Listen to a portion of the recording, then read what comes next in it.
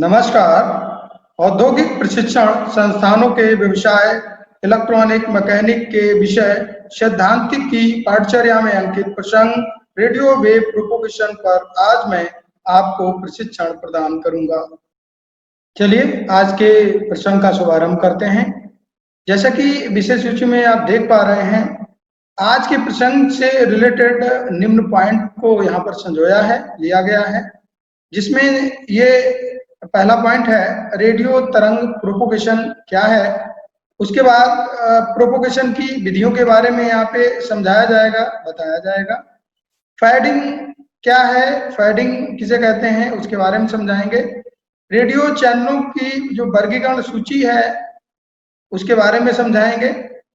Propagation के लाभ क्या है, समरी ऑफ प्रोपोगेशन से लेकर यहाँ पर समझाया जाएगा।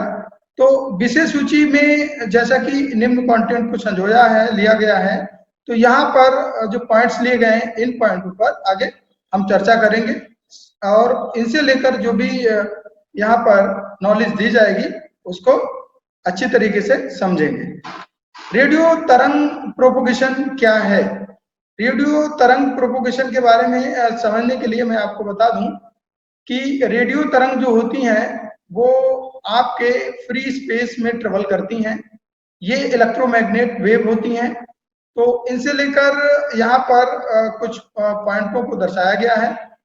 रेडियो प्रसार, रेडियो तरंगों का एक व्यवहार होता है, नेचुरलिटी होती है, क्योंकि वो यात्रा करती हैं या प्रचारित होती हैं। चूंकि यहाँ प्रोपोगेशन का अर्थ ही है कि प्रसारण होना, प्रचारित होना। विद्युत चुंबकीय विकिरण के रूप में, चाहे वो हो प्रकाश तरंगों की तरह हो। रेडियो तरंगे प्रतिबिंब, अपवर्तन, विवर्तन, अवशोषण, ध्रुवीकरण, प्रकीर्णन और अन्य घटनाओं से भी प्रभावित होती हैं। यानी जो ये घटनाएं दी गई हैं ये आपकी दी गई हैं अपवर्तन, विवर्तन, अवशोषण, ध्रुवीकरण और विकिरण की। ये जो घटनाएं हैं ये इससे इफेक्टिव होती हैं, इससे इनका चेंजमेंट भी होता है। अंतरराष्ट्रीय शॉर्ट वेव ब्रॉडकास्ट के लिए आवृत्तियों को चुनने से लेकर जो फ्रीक्वेंसीज का चयन किया जाता है, चाहे वो अंतरराष्ट्रीय ब्रॉडकास्ट, शॉर्ट वेव की ब्रॉडकास्टिंग हो, मोबाइल टेलीफोनी हो, जो मोबाइल का कम्युनिकेशन किया जाता है वो प्रणालियां हो, चाहे आपका रेडियो नेविगेशन हो या रडार सिस्टम हो, इसमें आपके जो संचालित प्रोपोगेशन प्रयोग की जाती हैं वो रेडियो तरंग प्रोपोगेशन ये सभी होती हैं। और ये इसके व्यवहारिक क्या है, व्यवसायिक अनुप्रयोग है।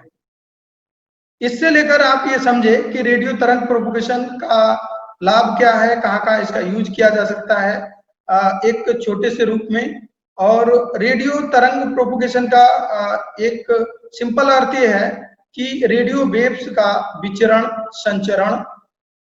प्रोपोगेशन की विधियां, प्रोपोगेशन की जो विधियां हैं वो यहाँ पर दिखाया गया है। पहली जो विधि है वो है ग्राउंड वेव प्रोपोगेशन, दूसरी विधि है स्काई वेव प्रोपोगेशन, तीसरी विधि है स्पेस वेव प्रोपोगेशन, चौथी विधि है स्कैटर प्रोपोगेशन। तो इन चार विधियों के माध्यम से प्रोपोगेशन की जो कम्युनिकेशन प्रोपोगेशन के द्वारा किया जाता है, जो रेडियो तरंगों का जो संचरण किया जाता है वो आसानी से दूरस्थ क्षेत्र तक आसानी से किया जा सकता है। Ground wave propagation, ground wave propagation की यहाँ पर चर्चा कर रहे हैं। तो मैं आपको यहाँ समझा दूं, जरा पहले आप फिगर देख लीजिए।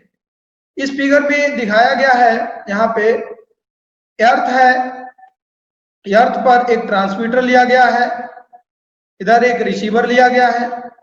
ट्रांसमीटर द्वारा ट्रांसमिट की गई तरंगें आपकी जो अर्थ से ट्रेवल करती हुई चलती हैं रिसीवर तक, या एंटीने से दूसरे एंटीने तक सीधी सीधी ट्रांसमिट होती हैं।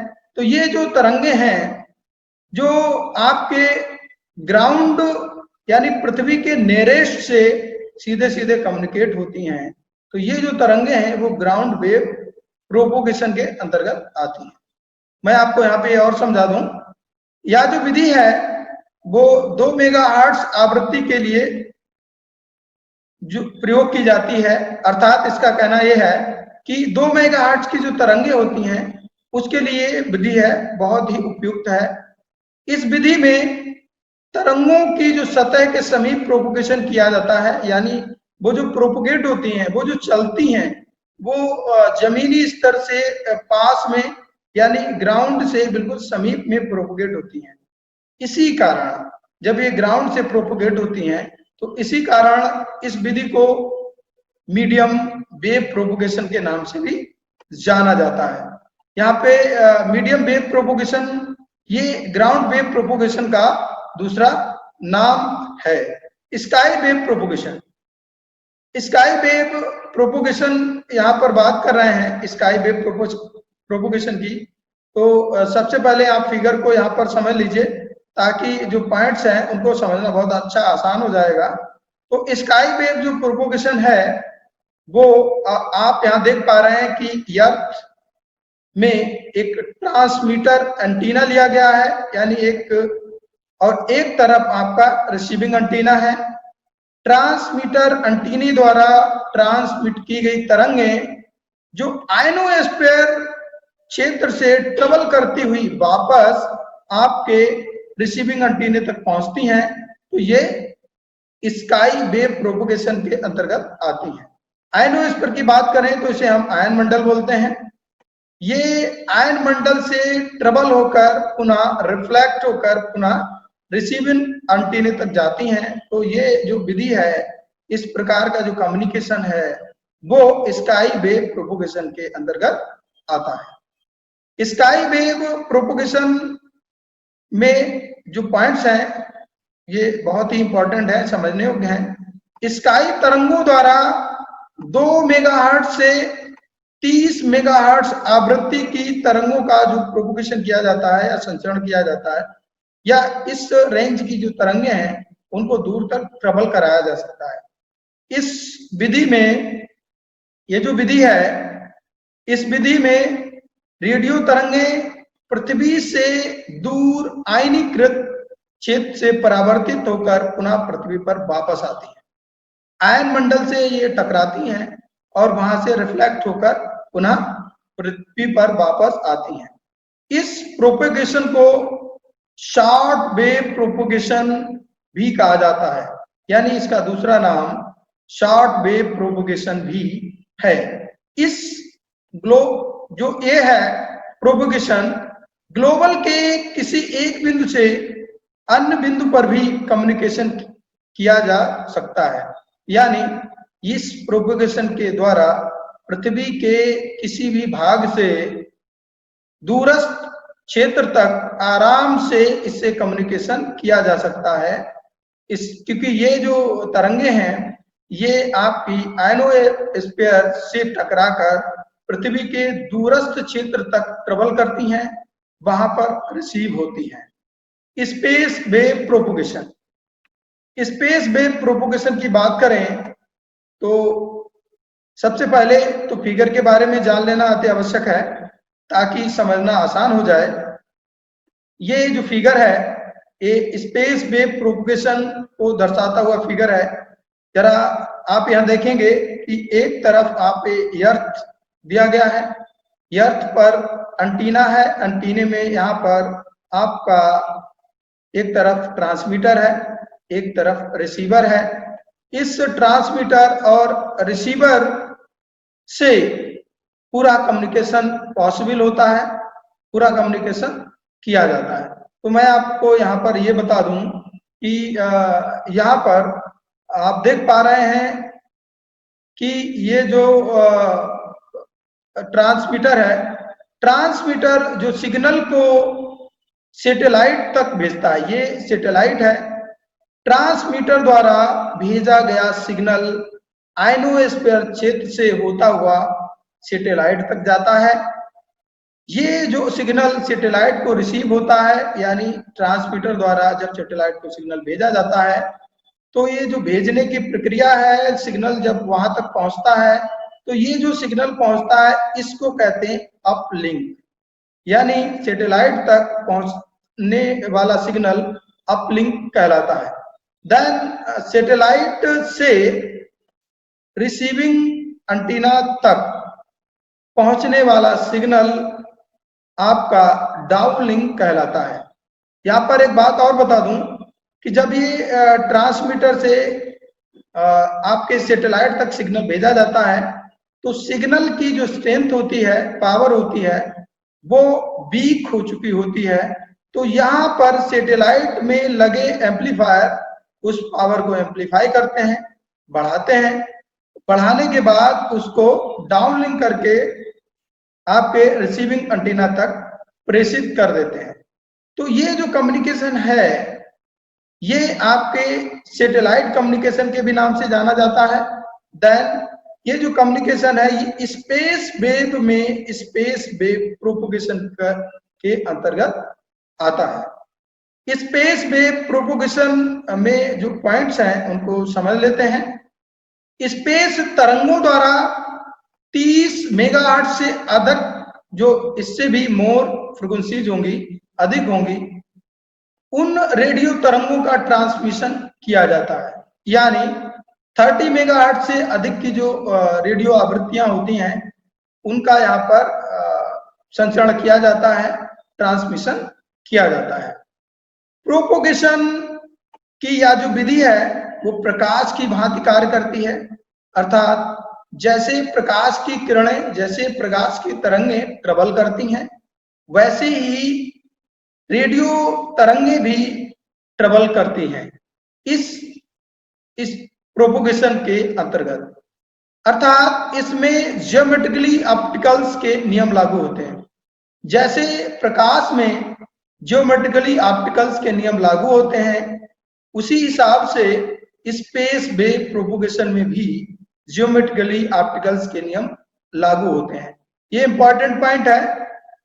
देन यहाँ पे देख पा रहे हैं आप कि लाइन ऑफ साइट रेंज प्रसारण को आजकल स्पेस कम्युनिकेशन कहते हैं। अर्थात आपकी सैटेलाइट रिसीविंग एंटीना से सैटेलाइट को भेजा गया सिग्नल और सैटेलाइट द्वारा सीधा सीधा उस रिसीवर तक भेजा गया सिग्नल जहां उसको सिग्नल को जाना होता है, इसे हम लाइन ऑफ साइट कहते हैं।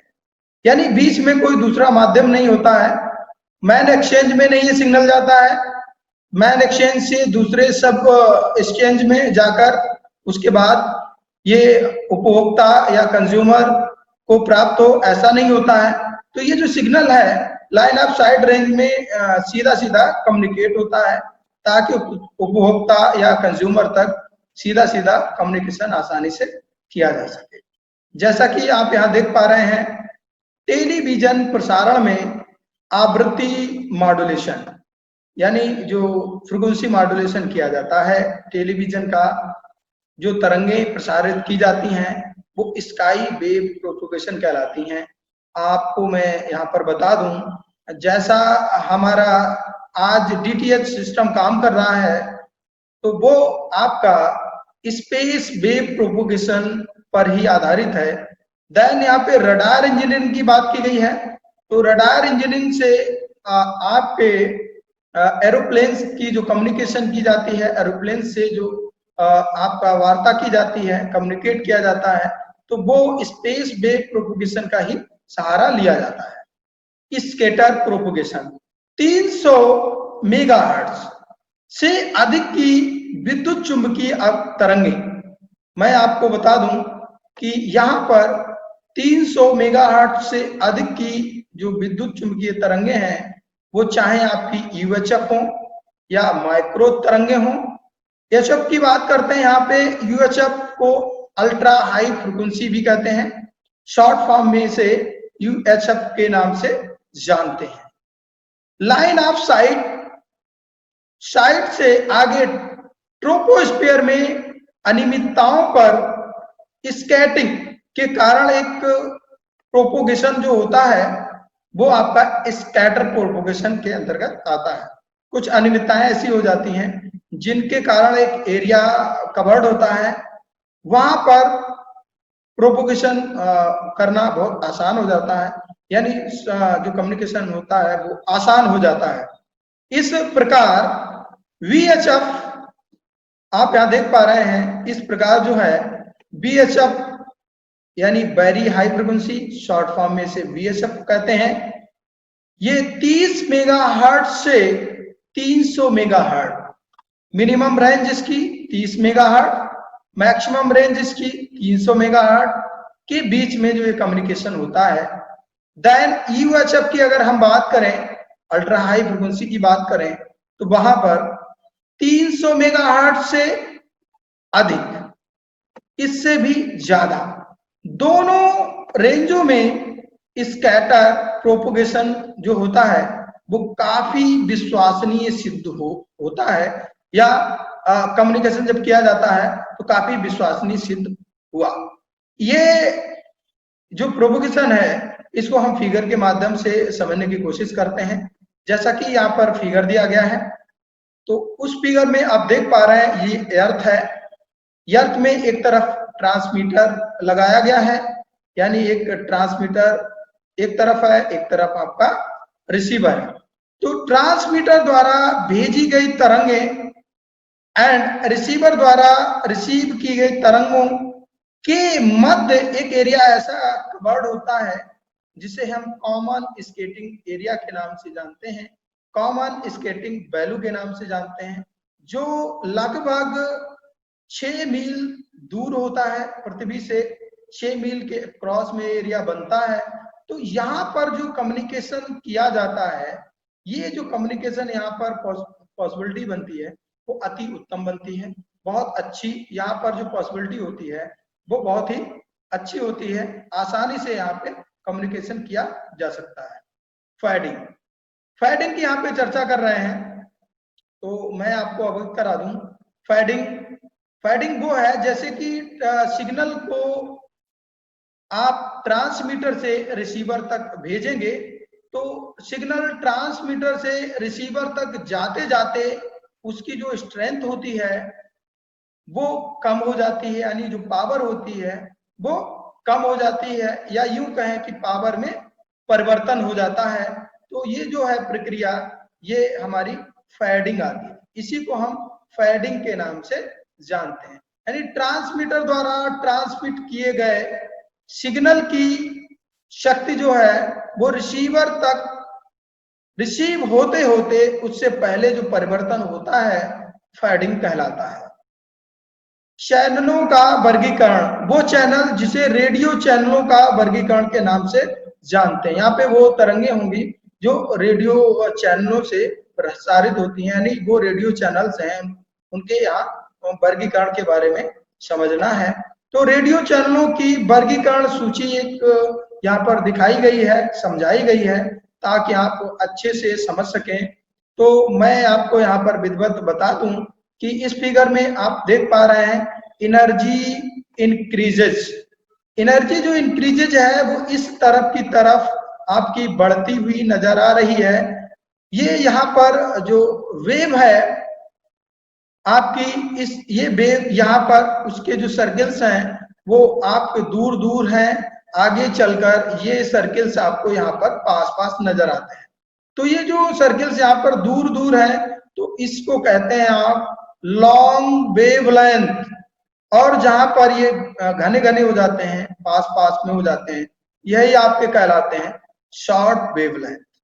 तो यहाँ पर इस टेबल के माध्यम से समझना है कि कौन सी आपकी वेवलेंथ या कौन सी फ्रीक्वेंसीज किस रेंज तक क्या काम करती है।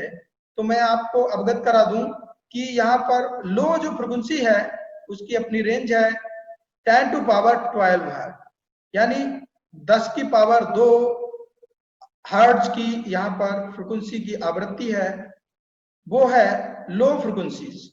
रेडियो वेव्स की जो आवृत्ति होती है वो होती है 10 की पावर 4 हर्ट्ज, यानी 10 टू पावर 4 हर्ट्ज, या 10 किलो हर्ट्ज के नाम से भी जानते हैं, कह सकते हैं। उसके बाद आपकी आती है माइक्रोवेव्स। माइक्रोवेव्स की जो फ्रीक्वेंसीज है वो 10 टू पावर 8 हर्ट जाती है, 10 की पावर 8 हर्ट जाती है। देन इंफ्रारेड की जो रेंज है 10 टू पावर 12 हर्ट बताई गई है, समझाई गई है यहाँ पे, 10 टू पावर 12 हर्ट आती है। उसके बाद आप ये देख रहे हैं एक एरिया यहाँ पर बन रहा है, इस एरिया को हम विजुअल लाइट के नाम से जानते हैं। विजुअल लाइट जो होती है वो आपको 7 इंटू 10 टू पावर 14 हर्ट्ज के अंतर्गत आती है। एंड मैक्सिमम रेंज इतनी है एंड मिनिमम रेंज आपकी दिखाई गई है 4 इंटू 10 टू पावर 14 हर्ट्ज के मध्य जो पूरा एरिया बनता है वो विजुअल लाइट के अंतर्गत आता है, उसे हम विजुअल लाइट के नाम से जानते हैं। जहां पर जो तरंगे जहां पर मुझे प्रकाश नजर आता है, जिस माध्यम से मुझे सभी सारी वस्तुएं दिखाई देती हैं, तो वो जो लाइट्स है उसकी जो रेंज है वो 7 इंटू 10 टू पावर 14 मैक्सिमम है, minimum 4 into 10 to power 14 hertz minimum है। इसी में इस रेंज में ही विजुअल लाइट में ही सभी कलर्स उत्पन्न होते हैं, सातों रंग उत्पन्न होते हैं। मैं यहाँ पर आपको एक और अवगत करा दूं, अल्ट्रावायलेट जो रेंज होती है अल्ट्रावायलेट की वो आपकी होती है 10 टू पावर 16 हर्ट्ज।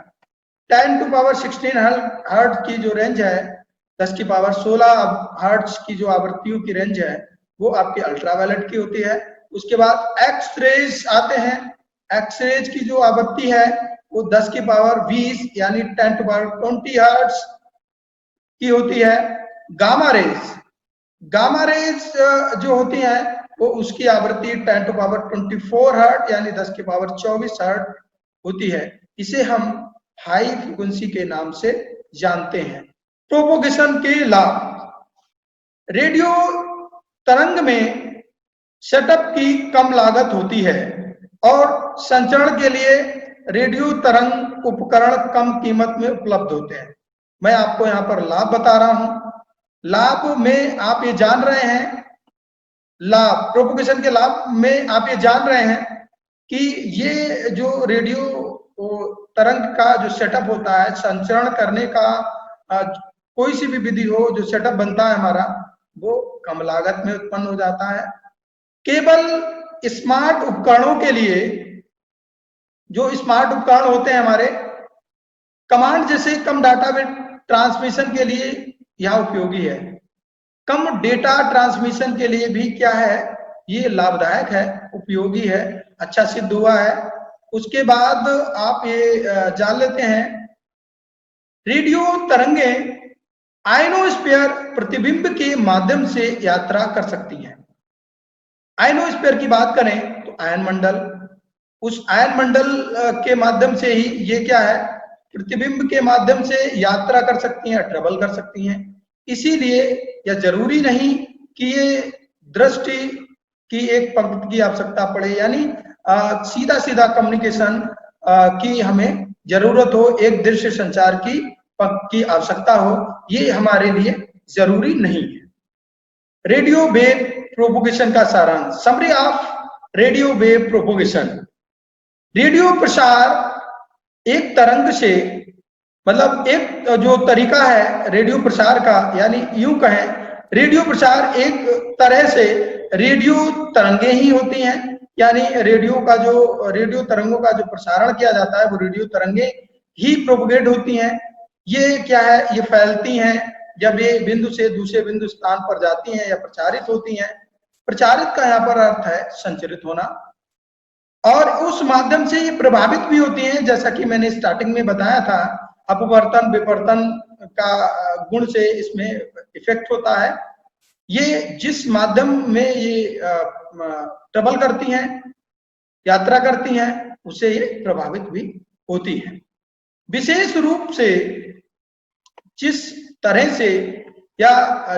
से वे वायुमंडल के विभिन्न हिस्सों में पृथ्वी के चारों ओर फैलती हैं, क्योंकि कई तरीके के मैंने माध्यम बताए, कई तरीके की विधियां बताई। उन विधियों के माध्यम से ये कई तरीके से पृथ्वी के किसी भी हिस्से से किसी भी दूसरे हिस्से तक आसानी से प्रोपोगेशन किया जा सकता है, आसानी से वहां पर कम्युनिकेशन किया जा सकता है, तो वहां तक फैलती है।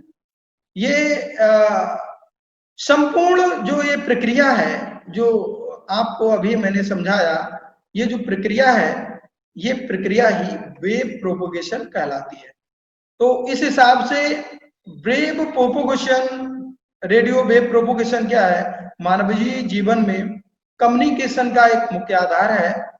कई प्रकार से आज जो कम्युनिकेशन किए जा रहे हैं, आज जो हमारे सिस्टम्स इस हिसाब से हैं ताकि हम सूचनाओं का आदान प्रदान आसानी से कर पा रहे हैं। प्रयुक्त संदर्भ, ये जो कंटेंट है या जो फिगर्स है, ये सभी मैटर आपका जो लिया गया है, मैं आपको अवगत करा दूं।